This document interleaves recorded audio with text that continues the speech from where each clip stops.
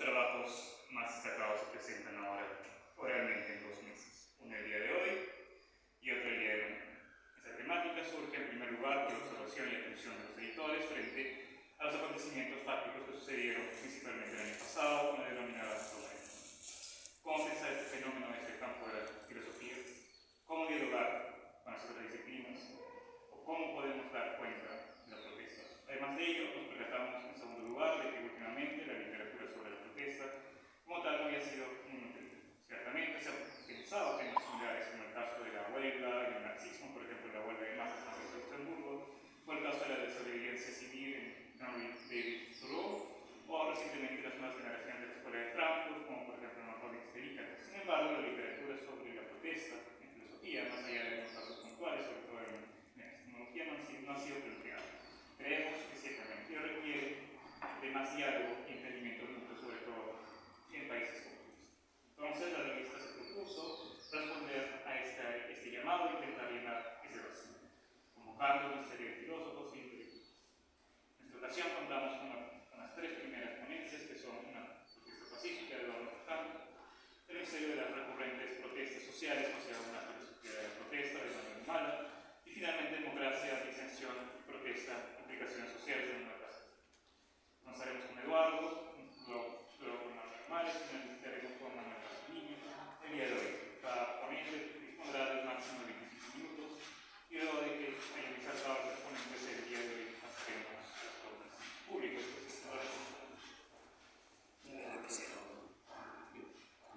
Bueno, a todos buenas tardes, les habla Eduardo Futuro Carabina, soy estudiante de Derecho en la Universidad de Lima, estoy cursando el último año y estudiante de Filosofía en la Universidad Virtual de Bogotá, se llama Derecho. Y bueno, trabajo actualmente en lo que es Economics en el área de Recursos Humanos. En primer lugar, quiero agradecer a Manuel por el constante apoyo que viene brindando desde el año 2022 en el modo Westfalia que publiqué con él por primera vez en una de sus ediciones de la revista peruana de Filosofía Aplicada, solo que exactamente en el número 22, Filosofía Gallega, que se viene una colaboración constante, la cual siempre agradezco la consideración. Y bueno, el título es una protesta pacífica entre el signo de pregunta. ¿Por qué? Como una introducción hay que reconocer que la protesta como tal es un derecho, se encuentra reconocido en normativa tanto internacional como en nuestra norma suprema. El Estado peruano actualmente es un Estado constitucional de derecho, el cual se reconoce en el artículo 51 de la Constitución, el cual establece que la Constitución es la norma suprema del Estado, y luego el artículo 201 de la misma, que establece que el Tribunal Constitucional es el órgano encargado del control de los contenidos constitucionales, lo cual luego se complementa con el artículo 1 de la Ley Orgánica del Tribunal Constitucional, que establece que, aparte del control de la Constitución, es el encargado de la interpretación de la misma. Estas dos son las bases, como tal, de este Estado peruano actualmente con la Constitución en 2003. Y es importante mencionar lo que dice actualmente la norma suprema en el artículo 2, que es el que desarrolla los derechos fundamentales, en su inciso 12, que reconoce el derecho a la protesta de esta manera. Dice así: si la persona tiene el derecho a reunirse pacíficamente sin armas, las reuniones en locales privados o abiertos al público no requieren acceso previo. Las que se convocan en plazas y vías públicas que exigen anuncio anticipado de la autoridad, la que puede prohibirlas solamente por motivos probados de seguridad o de sanidad pública. Es decir, se está reconociendo el derecho a un reclamo, a una protesta como tal en la calle, siempre y cuando esta tenga un aviso a la autoridad. Si no le estás pidiendo una aprobación a la autoridad de ello, estás avisando que vas a hacer este acto, y solo la autoridad no puede decir que no en los casos que se pueda hacer un daño en la seguridad o la sanidad pública. Recordemos que después de todo, tenemos que proteger siempre el Estado peruano, la dignidad humana y las libertades que esto implica, entre ellos el libre desarrollo de la vida como tal, lo cual hay una pequeña contradicción que voy a desarrollar más adelante, pero que estoy adelantando, que es que cualquier protesta como tal, entendiendo protesta como una amplia manifestación de un gran conjunto de personas o de individuos que buscan hacer notar alguna incomodidad que tienen, siempre va a terminar perturbando de una forma directa o indirecta el plan de vida de una persona. Entonces, como tal, entiendo que este artículo presenta una especie de contradicción en su contenido. Pero bueno, continuando este ámbito legal, por así decirlo, la Convención Americana sobre Derechos Humanos, debemos recordar que el Estado peruano reconoce los tratados internacionales de derechos de protección legal en el Estado peruano. Estos tratados internacionales se reconocen por la cuarta disposición complementaria de la Constitución. Esta Convención Americana sobre Derechos Humanos dice en su artículo 15 lo siguiente: se reconoce el derecho de reunión pacífica y sin armas. El ejercicio de tal derecho solo puede estar sujeto a las restricciones previstas por la ley, que sean necesarias en una sociedad democrática, el interés de la seguridad nacional, de la seguridad o del orden público, para proteger la salud o moral públicas o los derechos o libertades de los demás. El artículo va totalmente concorde con la Constitución, inclusive podríamos decir que la Constitución va más acorde a este artículo porque la Constitución es posterior a esta convención, pero el mensaje termina siendo el mismo: la protección de los derechos de las demás personas sin discriminar tu derecho por examen. Es decir, se sigue manteniendo esta protección en la protesta. Y vamos a enlazar con lo que dije inicialmente del Tribunal Constitucional en su función de órgano de control e interpretación de la norma suprema. En el caso presente, en el expediente 009-2018, proceso de inconstitucionalidad, Tribunal Constitucional, se presenta el contenido constitucional de este derecho de esta forma, porque recordemos que el TC desarrolla los derechos, la Constitución los presenta levemente y el TC es quien desarrolla sus contenidos para darle su campo de protección. Entonces, su campo, su delimitación básica la plantea en este sentido.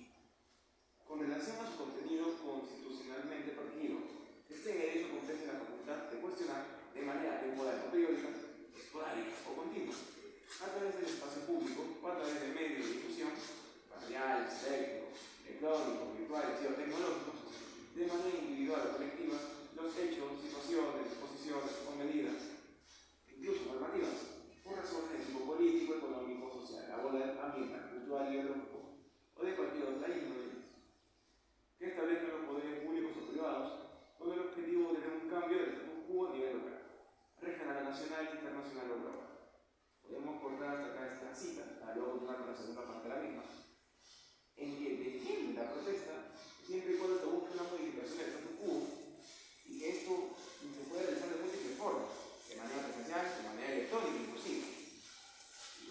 Y esto por qué? Porque quieren cambiar el status quo, pero no solo a nivel nacional, pero también a nivel regional o local. Es decir, está evitando una protesta a nivel municipal, por así decirlo, cuando un conjunto de vecinos, por ejemplo, se reúne porque quiere evitar que se corte un árbol histórico, por dar una mención que algo que se le ocurrió en el distrito de Lins, en el Castillo, es un clásico, que el conjunto de vecinos se reúne para evitar que corten un árbol histórico de dicho parque, del Parque Castillo.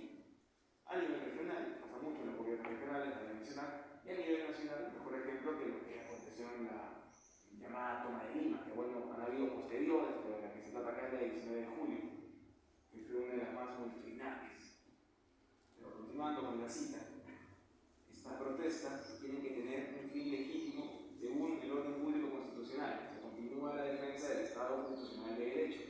Ningún accionar puede ir en contra de lo establecido en los contenidos de la norma suprema, porque esta es la que establece los parámetros de funcionamiento de esta sociedad. Es así que este ejercicio de la protesta debe respetar la legalidad que sea conforme con la Constitución.